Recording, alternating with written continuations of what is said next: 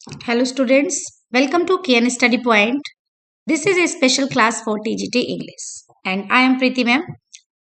तो आज मैं लेकर आई हूँ आपके लिए इडियम फ्रेजेस की सेकंड क्लास, क्योंकि फर्स्ट क्लास हम लोगों ने इसके पहले डिस्कस की थी। तो मैं आपको बता दूं कि हम लोग चल रहे थे इडियम फ्रेजेस को एक्सप्लेन करने के लिए।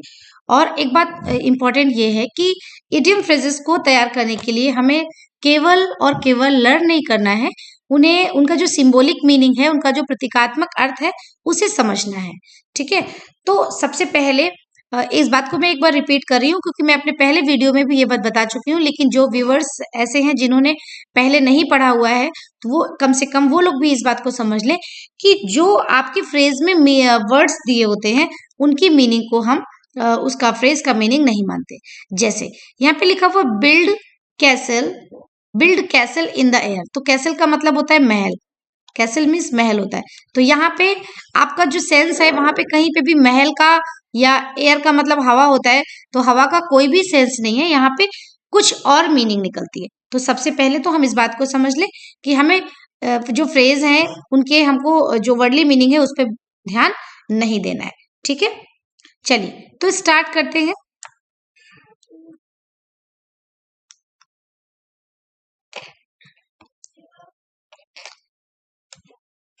पहला आपका दिया हुआ है build castle in the air. Build means होता है बनाना, कैसल मीन्स होता है महल, और इन द एयर का मतलब होता है हवा में। अब हवा में महल बनाना, तो हवा में महल बनाना, तो हम लोग क्या कहते हैं कि हवा में महल मत बनाओ। तो क्या मतलब हो गया उसका कि आप हवा में महल बनाने का मतलब हो गया कि व्यर्थ की स्कीम बनाना या फिजूल में योजनाएं बनाते रहना, जिन योजनाओं का वास्तविकता में या धरातल में कोई भी स्थान नहीं है। तो टू मेक विजनरी स्कीम, सिर्फ काल्पनिक योजनाएं बनाते रहना, सिर्फ कल्पनाओं में योजनाएं बनाते रहना, ऐसी ऐसी योजनाएं बनाना जिनका रियलिटी से दूर दूर तक कोई रिलेशन नहीं है। तो हम याद रखेंगे कि इसको याद करना इसलिए भी आसान है क्योंकि हिंदी का जो फ्रेज है हवा में महल बनाना, वो सेम ट्रांसलेशन है यहाँ पे build castle in the air. उसका भी मीनिंग यही होता है कि कल्पनाएं करना, या बोलते दिन में सपने देखना, इस तरह का। नेक्स्ट है आपका ब्रेक द आइस। तो ब्रेक मीन्स होता है तोड़ना, आइस मीन्स होता है बर्फ। तो यहाँ पे कहीं से भी इसका मीनिंग ये नहीं है कि बर्फ तोड़ना। ठीक है, ये इसका मीनिंग बिल्कुल नहीं है, बर्फ तोड़ना नहीं, बल्कि इसका मतलब होता है चुप्पी तोड़ना। क्या होता है? चुप्पी तोड़ना। आप अच्छी तरह से लर्न कर लेंगे चुप्पी तोड़ना। और कैसे चुप्पी तोड़ना? चुप्पी तोड़ेगा तो वही व्यक्ति जो बहुत देर तक चुप होगा, क्योंकि अगर हम कंटिन्यूअसली बोल रहे हैं तो उसको हम लोग चुप्पी तोड़ना नहीं कहते। ठीक, तो देखिए, to speak first after prolong silence, यानी बहुत देर तक साइलेंस रही, कोई भी पर्सन है जो नहीं बोला और इसके बाद वो बोला। तो जब आफ्टर प्रोलॉन्ग साइलेंस हम पहली बार बोलते हैं, फर्स्ट बोलते हैं, तो बोलते हैं कि he is breaking the ice, या she is breaking the ice, या शी ब्रोक द आइस, या ही ब्रोक द आइस, जिसके लिए भी कहते हैं। तो इसका मतलब होता है कि उसने बहुत एक लंबी साइलेंस के बाद में अपनी चुप्पी तोड़ी, यानी कि वो कुछ बोला।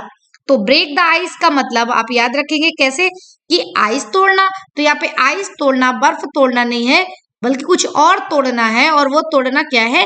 चुप्पी तोड़ना। तो ब्रेक द आइस, चुप्पी तोड़ना। नेक्स्ट, ब्रिंग टू बुक, किताबों में लाना। अब देखिए, किताबों में लाने का तो कोई मतलब नहीं हुआ, लेकिन यहाँ पे बुक का मतलब क्या हो गया कि एक कैसी बुक? यहाँ पे हो गया किसी को जस्टिस के दायरे में लाना, किसी को न्याय के दायरे में लाना।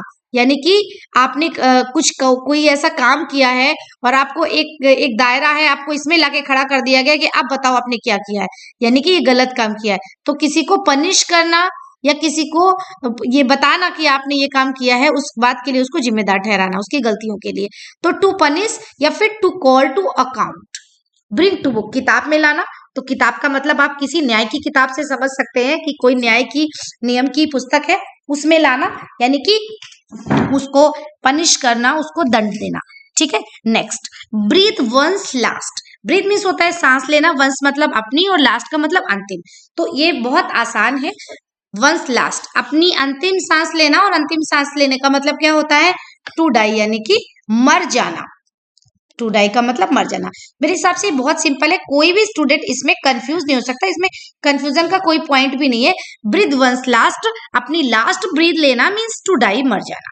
ठीक है, नेक्स्ट देखेंगे बैक स्टेयर्स इन्फ्लुएंस। तो इसको कैसे हम याद रखेंगे?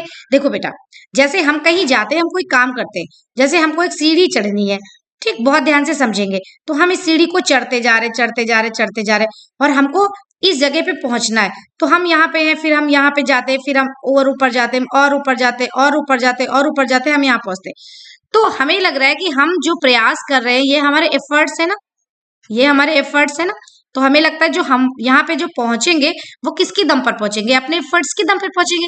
लेकिन कभी कभी ऐसा होता है कि हम यहाँ पर पहुंच तो रहे हैं, यानी हमें वो स्थान मिल तो रहा है, लेकिन इस वजह से नहीं कि हमने ये रास्ता अपनाया है, बल्कि कहीं और से प्रभाव पड़ रहा है, कहीं और से प्रभाव पड़ रहा है, उसकी वजह से हमको ये चीज हासिल हो रही है। ठीक है, यानी रास्ता वो कोई और है। जैसे एक दूसरा एग्जाम्पल आप समझ लीजिए। फॉर एग्जाम्पल, आप एक इंटरव्यू देने जाते हैं, ठीक है, आप एक इंटरव्यू देने जाते हैं, आप ये जो है, आप ये पर्सन है, ये आप पर्सन आपका इंटरव्यू ले रहा है, और यहाँ पे आप बैठे हुए हैं। तो आपके जो आंसर्स हैं, जो आप बोलेंगे, वही तो प्रभाव डाल रहे हैं। आप अच्छे आंसर दे रहे हैं, बहुत प्रभावशाली तरीके से बोल रहे हैं, आपका पूरा व्यक्तित्व बहुत प्रभावशाली है, बहुत ही पॉजिटिव जो वाइब्स हैं वो ऐसा लग रहा है कि आपकी बॉडी से निकल रही, ये सारी चीजें पॉजिटिव है आपके लिए। लेकिन यहाँ पे हो सकता है कुछ ऐसा भी होता है कभी कभी कि आपके जो द्वारा दिए जाने वाले जो आंसर्स हैं वो नहीं, बल्कि कोई एक और चीज है जो इस इंटरव्यूअर को प्रभावित कर रही है ज्यादा, और उसकी वजह से वो जो इंटरव्यूअर है वो सिलेक्शन दे रहा है, या कोई जिस चीज में भी उसको पास करना है वो पास कर रहा है। ठीक है, यानी प्रभाव तो पड़ रहा है, लेकिन प्रभाव वो नहीं पड़ रहा जिसको सब लोग समझ रहे हैं, बल्कि कोई और प्रभाव पड़ रहा है। कभी कभी नहीं, बैक डोर से भी कुछ ऐसी चीजें मिल जाती हैं जिसकी वजह से व्यक्ति का काम बन जाता है। तो ये जो बैक डोर से जो चीजें मिलती हैं, इनको हम कभी भी पॉजिटिव चीज नहीं कहते, बल्कि इनको हमेशा क्या कहते हैं? ये नकारात्मक है, निगेटिव है, या ये अनुचित है। तो जब कभी अनुचित साधन से कोई अनुचित साधन का प्रभाव पड़ेगा, तो उसको हम बोलेंगे कि ये तो बैक स्टेयर्स इन्फ्लुएंस है। बैक मतलब पीछे, और सीढ़ी का मतलब हो गया मतलब पीछे की जो सीढ़ियां हैं उनका प्रभाव पड़ रहा है, यानी अनुचित साधन का इस्तेमाल किया जा रहा है। कुछ ऐसा है जो अनफेयर है, अनफेयर यानी कि अनुचित साधनों के द्वारा। आप समझ रहे हैं? आपको हिंदी में लर्न नहीं करना है, थोड़ा सा समझना है। अनफेयर मीन्स, तो अनफेयर मीन्स क्या होता है? जो मीन्स फेयर नहीं है वो अनफेयर मीन्स हो गया। याद करने का तरीका क्या हो गया कि भाई बैक स्टेयर्स इन्फ्लुएंस है, यानी कि पीछे से पड़ने वाला कोई प्रभाव है। हम जो दिखा रहे हैं वो प्रभाव नहीं है, कुछ और ये जो बैकडोर से आ रहा है यहाँ पे, कुछ और का मतलब है कुछ अनुचित साधन का यहाँ पे प्रयोग हो रहा है। ठीक है, नेक्स्ट देखेंगे birds eye view. Birds eye view यानी कि चिड़िया की निगाह से देखना। तो आप चिड़िया की निगाह से देखने का क्या मतलब है? तो एक छोटा सा मतलब देखिए, चिड़िया होती है, उसकी छोटी सी चिड़िया होती है, तो उसकी आईज भी बिल्कुल छोटी सी होती है। ठीक है, तो अगर हम चिड़िया की आंख से देखेंगे तो हम चीजों को एनालिसिस करेंगे या देखते ही जाएंगे। जो चिड़िया है वो उड़ती है, पूरे संसार में बहुत कुछ देखती है, लेकिन हर चीज का विश्लेषण तो नहीं करती ना। तो अगर चिड़िया की निगाह से देखेंगे तो इसका मतलब होता है देखना, बट बहुत ज्यादा विश्लेषण नहीं करना, खाली देखना, जिसको हम लोग कहते हैं सरसरी निगाह से देखना। हम लोग क्या कहते हैं? सरसरी निगाह से देखना। कभी कभी आप लोग टेस्ट देते हो और इसके बाद आप कहते हो कि हाँ मैम हमने पढ़ा तो है, बट हमने बस ऐसे देख लिया था, मतलब कुछ खास बहुत ज्यादा ध्यान से नहीं पढ़ा। तो उसका क्या बोलेंगे? भाई देखा भी आपने, पढ़ा भी आपने, फिर भी आप कह रहे हो मतलब पढ़ा तो है बट ध्यान से नहीं पढ़ा। तो क्या मतलब है? मतलब ये है कि आपने कंसाइज व्यू, कंसाइज मतलब संक्षिप्त में, संक्षिप्त में, कंसाइज का मतलब यहाँ पे हो गया संक्षिप्त में देखना। ठीक है बेटा, ये तो आप याद रखेंगे, अगर बर्ड की आंख से देखा है मतलब कि कंसाइज व्यू में देखा है, यानी कि संक्षिप्त में देखना। Next, bolt from the blue. ये जो आपका बोल्ट फ्रॉम द ब्लू है, ये एक बहुत ही इंपॉर्टेंट फ्रेज है, और इसको बहुत ज्यादा यूज कहाँ किया गया होगा? आपको याद होगा जब आप 10th स्टैंडर्ड में या 12th स्टैंडर्ड में या 9th 11th स्टैंडर्ड में आप जब लेटर लिखते थे, मोस्टली 10th और 9th स्टैंडर्ड में जब लेटर्स लिखते थे, इस तरह के कंसोलेशन लेटर लिखना है या कंग्रेचुलेशन लेटर लिखना है, ये इस तरह के लेटर्स आते थे लिखने में इंग्लिश में। तो हमेशा जब कभी कोई कंसोलेशन लेटर होता था कि फ्रेंड की मदर की डेथ हो गई है या फ्रेंड के फादर की डेथ हो गई, आप उसको एक कंसोलेशन लेटर लिखिए, तो उस लेटर में हम हमेशा लिखते थे कि the news came to me as a bolt from the blue. आपको याद होगा, अगर याद नहीं है थोड़ा सा फिर भी आप ध्यान दीजिए, हमेशा उसमें लिखा होता था the news came to me as a bolt from the blue. ये खबर मुझे ऐसी लगी, कैसी लगी? बोल्ट फ्रॉम द ब्लू लगी, यानी कि बिल्कुल गोली की तरह लगी, है ना। ये खबर जैसे ही मैंने सुनी तो मुझे ऐसा लगा कि अरे जैसे कोई गोली चल गई हो, ऐसी ऐसी लगी खबर। तो ऐसी खबर कौन होती है जो बहुत हमको गोली की जैसे लगी? पहली बात तो ऐसी खबर वो होती है जो अच्छी नहीं होती है, ठीक। और दूसरी चीज, वो हमेशा सडन होती है। अगर अचानक से आपको कोई ये बताए कि आपका सिलेक्शन हो गया, या आपके भाई का सिलेक्शन हो गया, या आपकी बहन का सिलेक्शन हो गया, तो ये भी तो सडन न्यूज है आपके लिए, लेकिन ये शौक नहीं है, ये तो खुशी की बात है, ठीक। तो हर सडन चीज बोल्ट फ्रॉम द ब्लू नहीं होती, पहली चीज समझ लीजिए। दूसरी चीज, यहाँ पे सडन के साथ जो दूसरी चीज जुड़ी है वो क्या है कि आपका निगेटिव कोई ना कोई शॉक होगा, यानी कोई निगेटिव ही न्यूज होगी, वो खबर कोई ना कोई नकारात्मक होगी।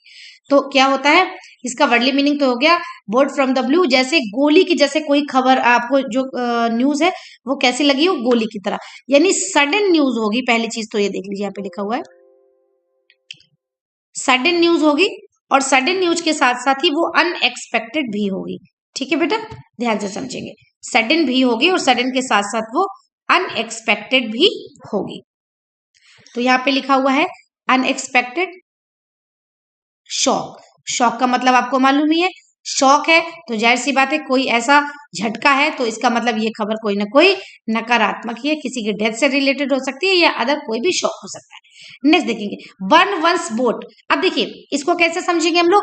बर्न मीन्स होता है जला लेना, ठीक। बर्न माने जला लेना, वंस का मतलब अपनी ही, और बोट का मतलब नाव, अपनी ही नाव को जला लेना। अब देखिए जला लेना, या फिर हम कहते हैं किसी भी प्रकार से उसको हमने रियून कर लिया, बर्बाद कर लिया, नष्ट कर दिया, ठीक है। जलाना या नष्ट कर देना अपनी बोट को। तो बोट क्या होता है? बोट एक साधन होता है जिससे हम यहाँ से वहां जाएंगे, एक साधन है ना बेटा। अगर हमने बोट को ही डिस्ट्रॉय कर दिया, जो हमारी बोट है उसको हमने डिस्ट्रॉय कर दिया, तो इसका मतलब अब हम वापस किससे आएंगे? किसी से नहीं आएंगे। यानी जब हमारे सामने ऐसी स्थिति हो, हम कहते हैं वापसी का कोई चारा ना होना। जब कभी कभी ऐसे बोलते हैं ना, वापसी का कोई चारा ना होना, यानी हमने अपनी बोट तो खुद ही बर्न कर ली है। इसका मतलब है यहाँ पे बोट से मतलब नहीं है बेटा, इसका सिर्फ मतलब यह है कि हम एक ऐसी स्टेज में आ गए हैं जहां से हम वापसी नहीं कर सकते हैं, हम जहां से रिटर्न नहीं कर सकते हैं। अब दूसरी बात समझिए, यहाँ पे रिटर्न होने का मतलब ये नहीं कि आप कहीं जा रहे हैं वहां से वापसी है। कभी कभी किसी भी कार्य में आप इतना आगे बढ़ जाते हैं, जैसे इंसान जो क्रिमिनल्स होते हैं वो क्राइम करते करते करते करते करते करते इतना आगे बढ़ जाते हैं, उनको पता है कि ये गलत है, इसके बाद भी अगर उनसे बोलो कि नहीं तुम अपनी पहली वाली लाइफ जियो जिसमें तुम क्रिमिनल भी नहीं थे, बहुत सीधे साधे एक इंसान थे, तो वो नहीं जी पाएंगे, क्योंकि वो अपनी लाइफ में इतना आगे बढ़ गए हैं, ऐसी स्थितियां बन गई उनके जीवन में कि they have point of no return, उनके पास वापस आने का कोई चारा नहीं है। यानी जब हम अपनी पहले की परिस्थितियों में वापस नहीं जा पा रहे हैं, हम ऐसी परिस्थितियों में आ गए कि अब जो है हमें उन्हें वैसे ही एडजस्ट करना है, लेकिन हम अपनी पिछली परिस्थितियों में नहीं जा पाते, नहीं जा पा रहे, तो इसको कहते हैं कि हमने अपनी बोट को बर्न कर लिया है, ठीक है। किसी व्यक्ति ने अपनी बोट को बर्न कर लिया, इसका मतलब है he has no point of return, या he has point of no return, उसके पास वापसी का कोई चारा नहीं है। याद रहेगा आपको। नेक्स्ट देखिए बाय द बाय, यानी बाय द वे, इसको आप ऐसे ही लर्न कर सकते हैं, इसमें कुछ ऐसा सिंबॉलिक नहीं है जो आपको एक्सप्लेन किया जा सके। बाय द बाय यानी बाय द वे, इसको ऐसे लर्न करना है, by the by by the way, by the by by the way. Be up to होना, जैसे हम कहते हैं नहीं कि up to 60, up to 90, up to 100, तो अप टू यानी कि इसके इक्वल होना, टू बी इक्वल टू बराबरी पर होना, बी अप टू होना यानी कि मतलब होता है बराबरी पर होना या समानता पर होना, ठीक है, इक्वल होना किसी के। नेक्स्ट बेटेड ब्रीथ, अगर हम बेटेड ब्रीथ का एग्जांपल हमेशा होता है, देखो ब्रीथ का मतलब होता है सांस लेना, और बेटेड ब्रीथ में होना यानी कि जब हम बहुत ज्यादा चिंता में होते हैं, बहुत ज्यादा आतुर होते हैं, इसको हिंदी का एक वर्ड होता है ना, बहुत आतुर है, हम बहुत उत्सुक हैं, आतुर हैं, बहुत उत्सुक हैं। जैसे आपने कोई एग्जाम दिया हुआ है और आज उसका रिजल्ट आने वाला है, आप मान लीजिए मोबाइल में ही रिजल्ट देख रहे हैं या कहीं भी आप रिजल्ट देख रहे हैं, तो जब तक आप अपने रिजल्ट सर्च नहीं कर लेते उतने समय तक आपकी जो ब्रीथ है वो वेटेड ब्रीथ होती है। आप कैसे वेट कर रहे थे? You waited for your result with bated breath, bated breath के साथ में, यानी कि बहुत आतुरता के साथ में, बहुत चिंता के साथ में, बहुत उत्सुकता के साथ में। ठीक है, तो बेटेड ब्रीथ का मतलब होता है बहुत आतुरता के साथ में या बहुत उत्सुकता के साथ में। तो उस ऐसी जो कंडीशन होती है उसमें व्यक्ति नॉर्मल नहीं रहता है, क्योंकि उसकी माइंड में एक वरी, एक एंजाइटी बनी रहती है, तो उसको बोल सकते हैं इन एंजाइटी, यानी कि चिंता में। और एक्सपेक्टेंसी क्यों बोलेंगे, क्योंकि आपके माइंड में कुछ एक्सपेक्टेशन चल रही होती है कि ऐसा होना चाहिए, ऐसा होना चाहिए, आई थिंक ऐसा होगा, आई थिंक ऐसा होगा, फिर भले ही वो हो ना हो, लेकिन जब तक रिजल्ट नहीं आ जाता है आपकी जो स्टेट है वो एंजाइटी और एक्सपेक्टेंसी में ही रहती है। तो विद बेटेड ब्रीथ अगर लिखा है, जैसे एग्जाम्पल इसका किस तरह से आप समझ सकते हैं, जैसे लिखा होगा he waited with bated breathe, उसने वेट किया है, उसने क्या किया, इंतजार किया।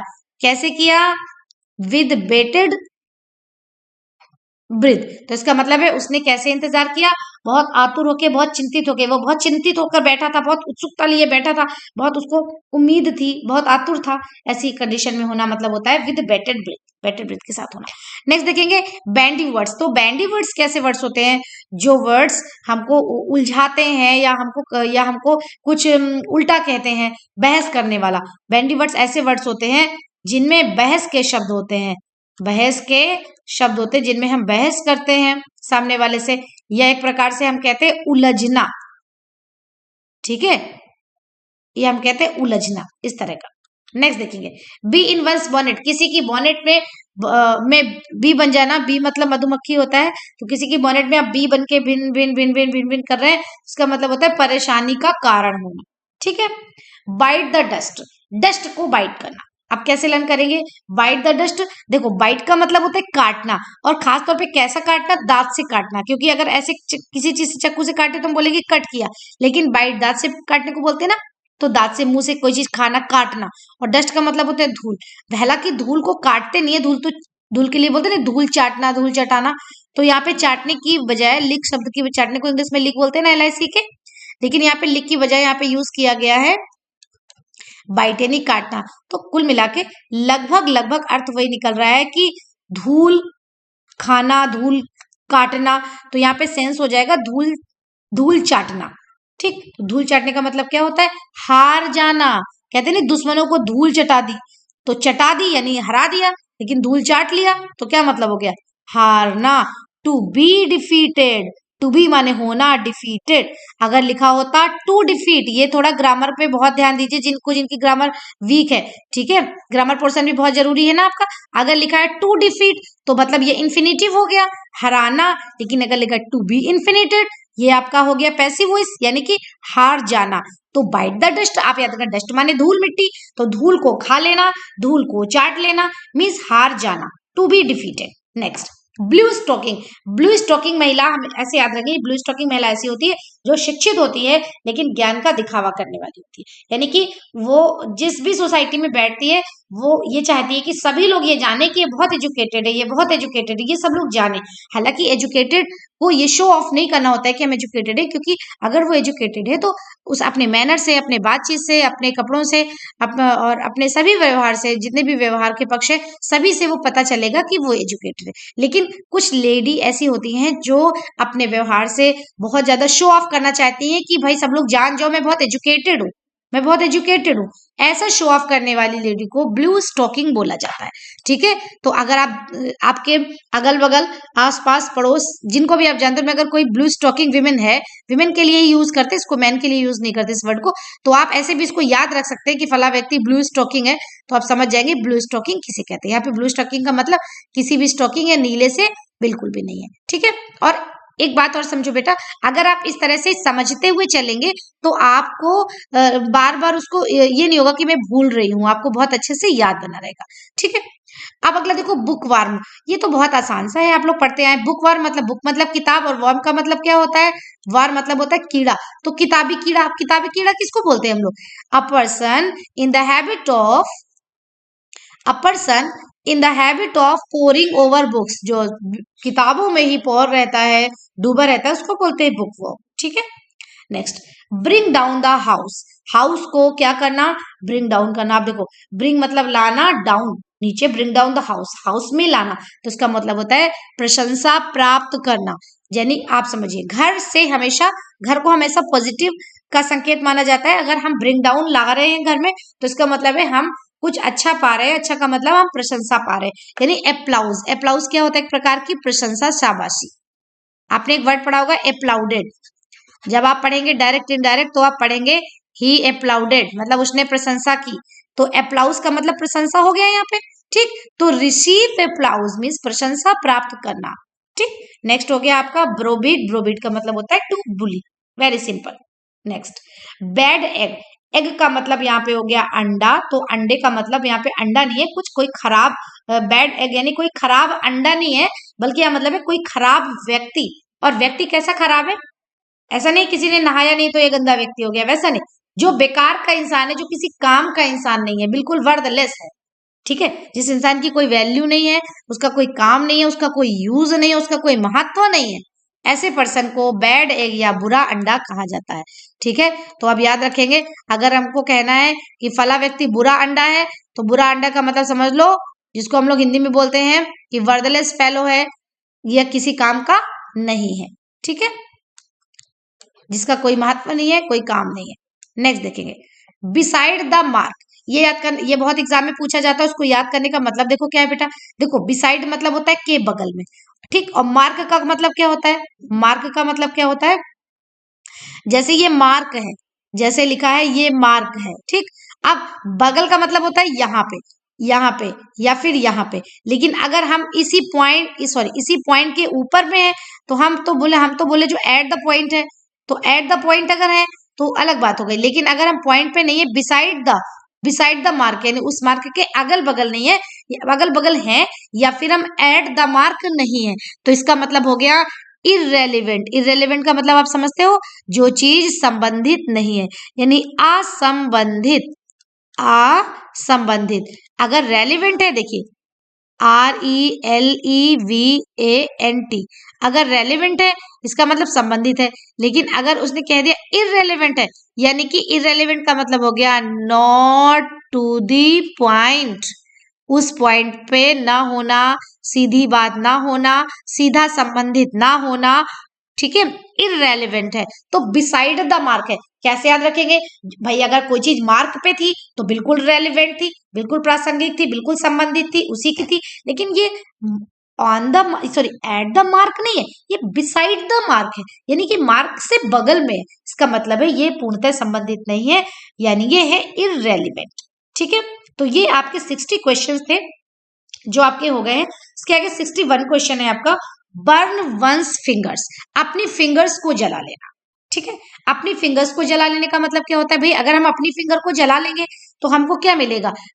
हमें पेन होगा, हमें ट्रबल होगा, हम परेशानी में ही तो होंगे। तो अपनी फिंगर को खुद जला लेना, इसका मतलब होता है परेशानी में आ जाना, ठीक है। यहाँ पे फिंगर जलने का मतलब किसी के जलने से है ही नहीं, परेशानी में आ जाना, टू गेट इनटू ट्रबल। कभी कभी यहाँ पे अगर एग्जाम में लिख के आ जाएगा टू गेट इनटू प्रॉब्लम, तो भी उसका आंसर करेक्ट माना जाएगा, ठीक है। अब ब्राउन स्टडी कहते नहीं कि भैया ये स्टडी नहीं करते, ये ब्राउन स्टडी करते हैं। तो इसका मतलब स्टडी करता है जो व्यक्ति, इसका मतलब पढ़ाई करता है। लेकिन ब्राउन स्टडी का मतलब होता है दिन में सपने देखना। ब्राउन स्टडी का मतलब होता है दिन में सपने देखना। जो व्यक्ति दिन में सपने देखता है उसको बोलते हैं, तो इसको रिवेरी भी बोलते हैं, दिन में सपने देखना, दिवा स्वप्न। और डे ड्रीम तो बिल्कुल सिंपल वर्ड है, आप सभी को पता है, ठीक है। नेक्स्ट देखिए बैंक ऑन डिपेंड ऑन, बिल्कुल सिंपल लर्न कर लीजिए। Bank on depend on, depend on आप सभी जानते हैं डिपेंड ऑन किसको बोलते हैं। डिपेंड ऑन का मतलब हो गया किसी पर निर्भर होना, काउंट ऑन भी वही चीज है। तो बैंक ऑन डिपेंड ऑन आप जब लर्न कर लेंगे तो आपके लिए बहुत सिंपल हो जाएगा, सीधा लर्न कर लीजिए बैंक ऑन डिपेंड ऑन, ठीक है। अब देखेंगे ब्लेज द ट्रायल, किसी ट्रायल को ब्लेज करना, ठीक है। अब किसी ट्रायल को अगर आप ब्लेज करेंगे, इसका मतलब होता है टू स्टार्ट अ मूवमेंट, किसी मूवमेंट को चालू करना, ठीक है। अगला bull in a china shop, China shop में किसी बुल का आ जाना, वेरी सिंपल। बुल का मतलब क्या होता है? बैल, ये सांड जिसको कहते हैं, ठीक। यहाँ ब्रज की भाषा में शायद उसे कुछ और कहते हैं। तो बुल इन अ बेजार, बेजार वर्ड शायद कहते हैं यहाँ पर। तो bull in a china shop, China की शॉप में कोई बुल आ जाना। आप सिंपल समझ लीजिए, किसी भी शॉप के अंदर अगर कोई बुल आ जाएगा तो वो क्या करेगा? वो कस्टमर तो नहीं डील करेगा, ना ही वो कोई शॉपिंग करेगा, वो कुछ ना कुछ तोड़ फोड़ ही करेगा भाई। बुल आके क्या करेगा? तो सिंपल सी बात है, अगर बुल किसी शॉप में आएगा तो वो कोई तोड़ फोड़ करेगा, कोई डैमेज करेगा, कुछ डिस्ट्रॉय करेगा, है ना। तो कोई भी पर्सन जो डैमेज कॉज करता है, कोई भी पर्सन जो तोड़ फोड़ करता है, कोई भी पर्सन जो कुछ डिस्ट्रॉय करता है, ऐसे पर्सन को बोला जाता है bull in a china shop. ठीक है, अब आई थिंक सभी बच्चों को अच्छे से समझ में आ गया होगा कि bull in a china shop कैसे पर्सन को कहते हैं। ये किसी बुल को नहीं कहते, सिर्फ एक एग्जांपल दिया गया है, फ्रेज है। तो अगर हम किसी को बोलेंगे कि he is a bull in a china shop, तो आप समझ जाइए कि he is one who causes damage. एक ऐसा व्यक्ति है जो डैमेज कॉज कर रहा है, तोड़ फोड़ कर रहा है, चीजों को फेंक रहा है या चीजों को बर्बाद कर रहा है। By the rule of thumb, कहते हैं सब चीजों का अपना एक रूल होता है, लेकिन कहते हैं ये रूल ऑफ थंब है। थंब मीन्स होता है अंगूठा, ये हमारे ये थंब का रूल है, यानी किसी कागज का रूल नहीं है, किसी कागज के नियम के अनुसार नहीं है, बल्कि थंब का रूल है। तो ये एक मुहावरा कहा जाता है जब लोग कहते हैं कि इसे हमने अनुभव से सीखा है, अकॉर्डिंग टू प्रैक्टिकल एक्सपीरियंस। जब किसी चीज को आप प्रैक्टिकल एक्सपीरियंस के आधार पे कहते हैं कि ऐसा होता है, तो उसको आप किस रूल से जस्टिफाई कर रहे हैं? By the rule of thumb. ठीक है, जब किसी प्रैक्टिकल एक्सपीरियंस के आधार पे किसी बात को आप कहते हैं, तो उसको आप कहते हैं कि we are justifying this by rule of the thumb. ठीक है, by rule of thumb. Next, big draw. अगर कोई बिग ड्रॉ है, मतलब एक बड़ा आकर्षण है, एक ह्यूज अट्रैक्शन है, अब बिग अट्रैक्शन है। बिग ड्रॉ किसी भी इंपॉर्टेंट पर्सन को बोल सकते हैं, कोई किसी फेस्टिव को बोल सकते हैं, इसी किसी भी चीज को बोल सकते हैं जिसमें बहुत बड़ा आकर्षण होता है। ब्रोकन रीड, ब्रोकन मीन्स टूटा हुआ। टूटा हुआ रीड वो होता है कि जो एक सपोर्ट था लेकिन अब वो सपोर्ट नहीं बचा है, यानी एक ऐसा सपोर्ट या सपोर्ट दैट फेल्ड, उसको बोलते हैं ब्रोकन रीड। ठीक है, by by the skin of teeth.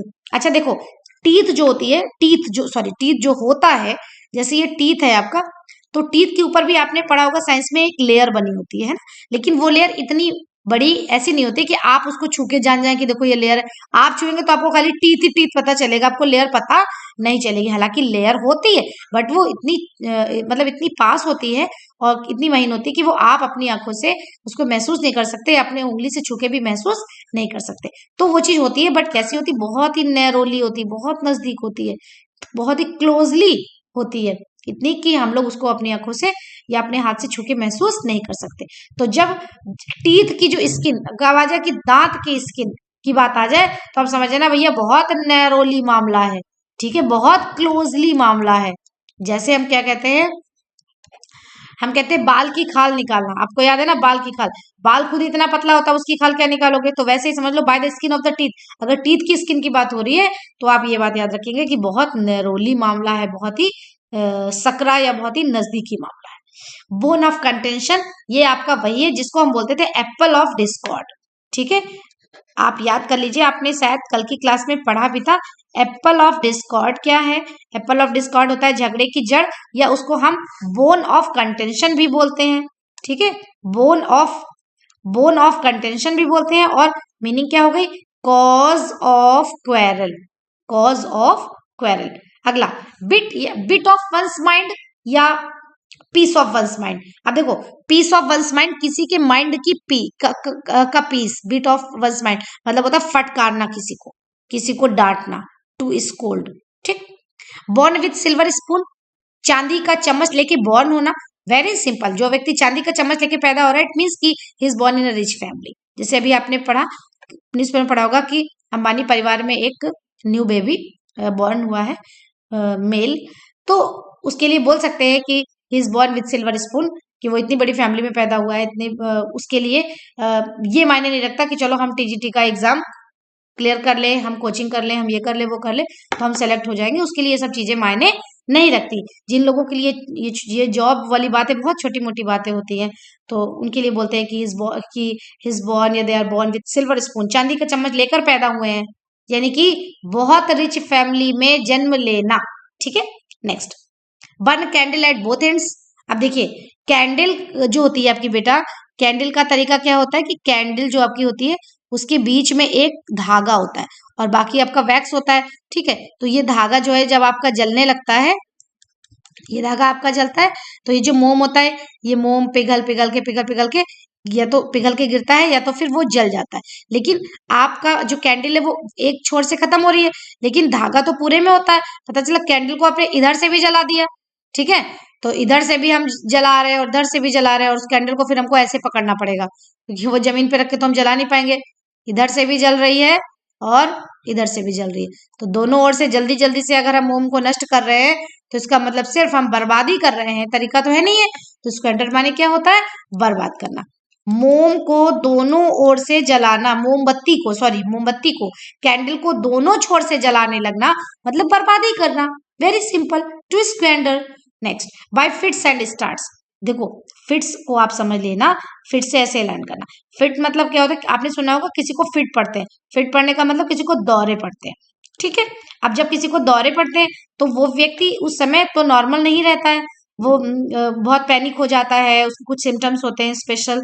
तो लेकिन कुछ समय के बाद जब वो दौरा का जो ड्यूरेशन होता है वो खत्म हो जाता है, तब वो व्यक्ति नॉर्मल हो जाता है ना। कि वो ऐसा तो नहीं कि वो कंटिन्यूअसली मतलब जब से वो उसको वो दौरा आ रहा तब से लेकर के जब तक वो बुढ़ापे तक जिंदा रहेगा तब तक वो वैसी कंडीशन में रहेगा, नहीं। ऐसे जो फिट्स होते हैं, फिट्स आए चले गए, फिर व्यक्ति ने स्टार्ट मारा मतलब फिर वो नॉर्मल हो गया, फिर कभी फिट्स आया चला गया, फिर व्यक्ति ने स्टार्ट किया। तो ये चीज का मतलब होता है कंटिन्यूअसली या फिर इरेगुलरली। तो ऐसी चीजें कंटिन्यूअसली नहीं चलती हैं, रेगुलरली नहीं चलती हैं, यानी अनियमित रूप से चलती हैं, कभी आती है कभी नहीं आती है। इरेगुलरली कैसे याद रखेंगे, किसी को फिट्स पड़ेंगे तो कैसे पढ़ते हैं, उसकी जो कंडीशन होती है वो कैसी होती है, इरेगुलरली होती है। कभी कैसी कंडीशन कभी कैसी कंडीशन, रेगुलरली एक जैसी कंडीशन नहीं रहती। तो बाय फिट्स एंड स्टार्ट्स का एक ही मीनिंग है, इरेगुलरली। नेक्स्ट है by dint of. By dint of को लर्न कर लेंगे बाय फोर्स ऑफ, बलपूर्वक, ठीक है। Next, blow hot and cold. अब देखेंगे ब्लो मतलब प्रहार करना, हॉट एंड कोल्ड या ब्लो का मतलब हवा चलने को भी बोलते हैं कि ब्लोइंग एयर बोलते हैं, ब्लोइंग विंड बोलते हैं। तो ब्लो हॉट एंड कोल्ड ऐसा समझ लीजिए, हॉट अगर कोई चीज है और कोल्ड है तो दोनों बिल्कुल अपोजिट है, लेकिन ब्लो हॉट एंड कोल्ड यानी कि हॉट भी चल रही है कोल्ड भी चल रही है, हॉट भी चल रही है कोल्ड भी चल रही है। It means to speak in favour and against at the same time. एक ही टाइम पे हम बात कर रहे हैं, हम पक्ष में भी बात कर रहे हैं और हम अगेंस्ट भी बात कर रहे हैं, यानी कि गोल गोल सी बात करना। हम पक्ष में भी बोल रहे हैं, इस फेवर में भी बोल रहे हैं, और हम उसी टाइम पे उसके अगेंस्ट भी बोल रहे हैं। तो ऐसे को बोलते हैं ब्लो हॉट एंड कोल्ड। समझ नहीं आ रहा है, हॉट भी है और कोल्ड भी है। Next, by and by gradually, बहुत ज्यादा इंपॉर्टेंट वर्ड है ये, और अब बहुत ज्यादा एग्जाम में पूछा भी जाता है। बाई एंड बाई यानी ग्रेजुअली। ग्रेजुअली का मतलब क्या होता है, धीरे धीरे। अगर आपको नहीं आ रही किसी वर्ड का हिंदी नहीं आ रहा तो आप नोट कर सकते हैं, अगर आ रहा है तो इंग्लिश में पढ़े बेहतर होगा। Next, blue blood. Blue blood का मतलब किसी का नीला खून नहीं होता है, ना नीला ना काला ना सफेद ना पीला, ठीक है। तो ब्लू ब्लड का मतलब होता है शाही खून। अब शाही खून का मतलब, ब्लड का मतलब घराने से हो गया, शाही घराना जिसको बोलते हैं, नहीं कहते शाही घराने से संबंधित है। तो रॉयल फैमिली हम मान सकते हैं एक प्रकार से, वर्ड्स को तोड़ के समझेंगे। रॉयल फैमिली की अगर बात आएगी, है ना, तो वो एरिस्टोक्रेटिक ब्लड कहला सकता है, रॉयल फैमिली कहला सकता है, इसको ही ब्लू ब्लड कहते हैं। Next, carry matter with a high hand. Matter को हाई हैंड से कैरी करना। कोई मैटर को हम जब हाथ उठा के कैरी करते हैं तो हमने कहा कि चलो बताओ बताओ बताओ, नहीं तो पढ़ा। तो अगर हम हाथ ऊपर करके बहुत स्ट्रिक्टली अगर उस व्यक्ति से पेश आ रहे हैं तो इसका हाई हैंड का मतलब, हम हैंड को हाई कब करते हैं पूछते समय, हम जब बहुत पोलाइट वे में बात करते हैं तो हमें हाथ उठाने की जरूरत नहीं करती, हमें हैंड अपना हाई नहीं करना पड़ता है। लेकिन जब हमें हैंड हाई करना पड़ता है तो समझ जाइए कि हम मैटर्स को कैसे कैरी कर रहे हैं, थोड़ा स्ट्रिक्टनेस के साथ में। तो carry matter with high hand, इसका मतलब होता है किसी भी व्यक्ति से डील करना बहुत ही कठोरता से, स्ट्रिक्टली डील करना, ठीक है। नाउ नेक्स्ट है आपका क्लिप वंस विंग्स। किसी के विंग्स में, जैसे आप कोई भी पक्षी है मान लीजिए, ठीक है, जैसे ये मान लीजिए कोई पक्षी है, उसके ये जो आपके फेदर्स होते हैं, जो उसके विंग्स होते हैं, पंख है, उसमें आपने क्या लगा दिया, क्लिप लगा दी। क्लिप लगाने का मतलब है आपने उसको पंख को बंद कर दिया। जब हम विंग्स में क्लिप लगा देंगे तो वो विंग्स खुल नहीं पाएंगे और पक्षी उड़ नहीं पाएगा, ठीक। इसको हम, ये तो भैया अंग्रेजों की कहावत है कि किसी के पंख में क्लिप लगा देना, और हमारे यहाँ हिंदुस्तान में ये नहीं कहते क्लिप लगाना, हमारे यहाँ कहते हैं पर कतर देना, कैंची से, है ना, कहते नहीं इसके पर कतरने वाले हैं। तो पर कतरने वाले का मतलब क्या हो गया कि हमको इसकी आजादी पर रोक लगानी है, इसकी पावर को कमजोर करना है, ठीक है। तो to weaken the power, power को कमजोर करना, या हम बोल सकते हैं टू रेस्ट्रिक्ट द फ्रीडम, किसी की आजादी को रेस्ट्रिक्ट कर देना, ठीक है। तो एक बार छोटा सा रिवीजन भी हम इनका करेंगे, ये आपके हो गए सारे। Build castle in the air, हवा में महल बनाना, मतलब कि झूठ मूठ की योजनाएं बनाते रहना, कल्पनाओं में जिंदा रहना। ब्रेक द आइस, आइस तोड़ना मतलब चुप्पी तोड़ना, ठीक। ब्रिंग टू बुक, किताबों में लाना यानी न्याय के दायरे में लाना, दंड देना। ब्रीथ वंस लास्ट, अपनी अंतिम सांस लेना मीन्स मर जाना।